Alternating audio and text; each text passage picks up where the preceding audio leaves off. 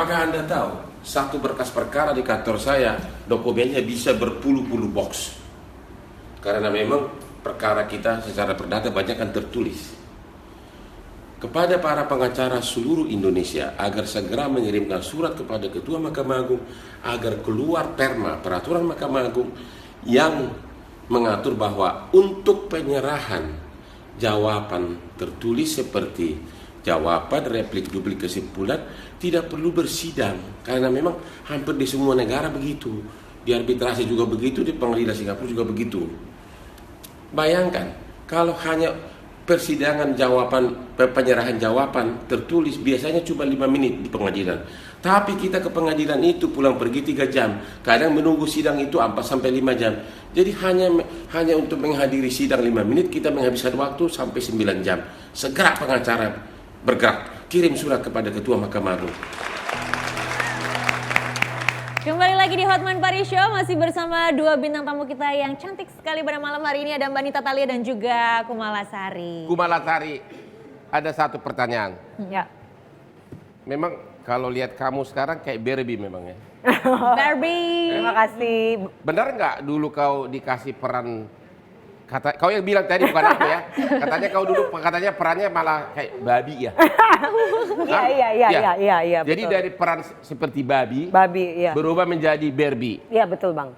Wah, it's a very wonderful career. Iya, dan Ya? aku suka banget sama yang namanya Barbie karena dari kecil itu kan mamaku suka banget semua Mainannya koleksi Barbie aku ya. punya semua sampai mesin jahitnya Dan sampai apapun. yang saya belum mengerti, apa yang memotivasi kamu merubah hidupmu dari peran seperti babi berubah menjadi Barbie, dan kau bilang tadi untuk itu kau harus olahraga 6 jam sehari. Iya, di titik mana akhirnya Mbak Kumala merasakan kayaknya gue harus merubah penampilan gue nih gitu. Nah, awalnya aku sakit hati mungkin ya, sakit hati karena terlalu diskriminatif banget kalau di lokasi syuting gitu kan. Dibully kayak gitu. Hanya sebagai peran tidak Karena penting ya. perannya pembantu, Iya. pakai makeup nggak boleh yang bermerek. Kalau yang Gendut artis-artis juga, lain kan gitu-gitu mereknya ya. top.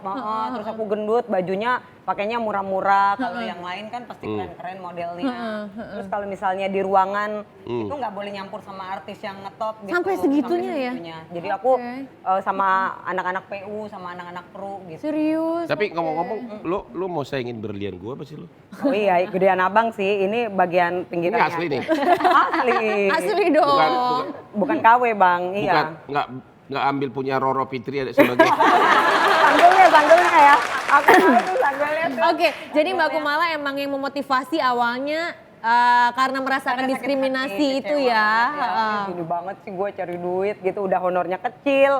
Terus nggak Oke. dianggap, Iya, kadang-kadang bener. sampai lokasi syuting udah satu harian nunggu, disuruh pulang lagi nggak diambil. Bete gitu ya. Bete, gitu kan. Nah kalau Mbak Nita nih, titik awalnya akhirnya Mbak Nita memutuskan untuk kayaknya aku perlu merubah penampilan nih. Iya, sampai kamu berani menempuh resiko 7 titik di tubuhmu kau rubah. Ya. Apa yang memotivasi kamu melakukan itu? Ya awalnya cuma pengen punya pipi tirus aja sih sebetulnya. Apakah karena pertanyaannya apakah untuk menarik perhatian suami atau pacar atau apa?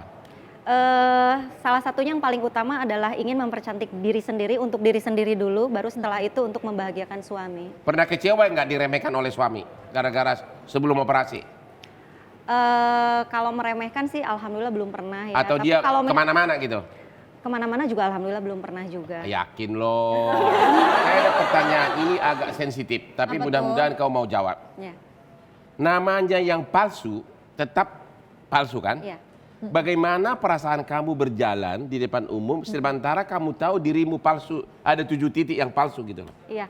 Saya mah orangnya lempeng-lempeng aja. Ya. Saya tidak mau nggak mau mikirin komentar orang. Oke. Saya tidak mau mikirin tentang hujatan orang, mau bicara apapun tentang diri saya, itu sudah pasti. Karena sebelum saya melakukan operasi plastik, ada hal-hal yang harus saya pikirin. Di antaranya satu, kalau gagal gimana? Nah, kalau gue mati di ruang operasi gimana itu kan? Terus yang selanjutnya, bulian orang, komentar orang. Karena namanya operasi plastik itu pasti dianggap negatif sama masyarakat Indonesia karena masih awam kan gitu. Nah kalau saya sekarang yang penting saya bahagia, saya happy, saya percaya diri. Apakah kau merasa dianggap orang lebih cantik sesudah 7 titik dirombak begini. Merasa enggak? Oh, kayak Hotman Paris kan kalau lewat, pengacara hebat katanya kan. Iya kan? Kalau kamu gimana? Kalau merasa lebih cantik sih enggak, tapi merasa paling seksi iya. Kalau Mbak Kumala sama Mbak Nita ini treatment-treatment yang dilakukan, Mbak Nita juga operasi plastiknya itu dilakukan di Indonesia atau di luar negeri sih? Soalnya kan banyak juga yang di luar negeri, di Korea, ada yang di Bangkok gitu, tapi nggak banyak juga yang di Indonesia. Kalau Mbak Nita sama Mbak Kumala di mana nih? Kalau saya di Indonesia, di Jakarta kebetulan. Dokter Indonesia? Indonesia gitu, karena menurut saya ngapain kita mesti pergi keluar, toh dokter bedah plastik di Indonesia juga banyak yang bagus-bagus kok gitu. Sekarang yang bikin aku penasaran dari tadi untuk Mbak Nita dan juga Mbak Kumala, biaya total yang dikeluarkan untuk permak sampai jadi seperti sekarang ini berapa sih? Mbak Nita dulu mungkin. Penyanyi dangdut dulu, berapa total habis? Atau mungkin diurai, hidung berapa? Hidung, totalin aja semua ya Bang ya. Total berapa? Totalin semuanya nggak nyampe sampai 1 M. Nggak nyampe 1 M? Iya. Tapi sampai 1 M ya. Kalau Mbak Kumala yang dikeluarkan berapa? Soalnya aku pernah baca satu artikel katanya Mbak Kumala Sari itu sampai mengeluarkan uang 4 miliar untuk permak. Itu benar nggak sih? Iya itu benar. 4 Itu miliar apa, itu buat 4 apa miliar? aja? Total semuanya. Aku ya itu karena kan aku untungnya udah nggak terlalu banyak yang harus dirombak. Aku lebih ke buat ngurusinnya itu ya. Tapi kan kau bilang tadi karena olahraga. Iya, Ya olahraga. terus kaitannya uang, kalau olahraga kan tidak pakai duit kan? Olahraga kan pakai suplemennya belinya di Singapura sendiri. Itu kan suplemennya cukup mahal juga. Terus apa namanya awal-awal aku nge-gym juga kan dulu bayar personal trainer. Itu sih total keseluruhan. Terus perawatan aku tiap bulan aja udah di atas 100 juta. Itu kan honor pemain sinetron kan nyampe segitu. Iya kan aku ada pengacara juga. Aku ada banyak kegiatan yang lain, ada usaha juga Suami? sendiri. Suami artis. Tapi mantan suami dulu orang kantoran. Sekarang? Artis. Sudah punya suami? Udah. Tapi ngomong-ngomong, Iya. selain artis-artis dalam negeri seperti Mbak Nita dan juga Mbak Kumala, ada juga artis-artis Hollywood yang ternyata penampilan mereka sekarang itu adalah hasil dari operasi plastik juga. Yuk sama-sama kita lihat, ini dia foto. Nah ini Megan Fox. Megan Fox ini melakukan beberapa perawatannya di bibir, di hidung, tapi juga rajin botox sama filler juga. Ada implan payudara juga. Terus operasinya pada bagian bibir dan pipi, tulang pipinya. Selanjutnya ada lagi nih. Nah, Blake Lively ini juga melakukan operasi plastik pada bagian hidung dan mata. Hasilnya kelihatan dia terlihat memiliki hidungnya tirus banget, mancung. Melakukan perawatan kulit juga untuk menutupi komedo dan jerawat. Nah ini Kim K. Kalau Kim K ini operasinya ada di bagian hidung dan di bagian pinggang. Kalau pada merhatiin Kim Kardashian kan pinggangnya itu curvy banget gitu. Kelihatannya keren banget. Kayaknya itu juga dioperasi kali ya? Kayaknya iya. Iya ya, karena Implan kalau sih Kim sepertinya. Implan ya. Betul, betul. Tapi implannya itu berapa cc ya kalau Kim K ya? Bisa sampai 1.500 cc. Sampai 1.500? Iya. Sampai segede Satu itu. botol berapa cc ya?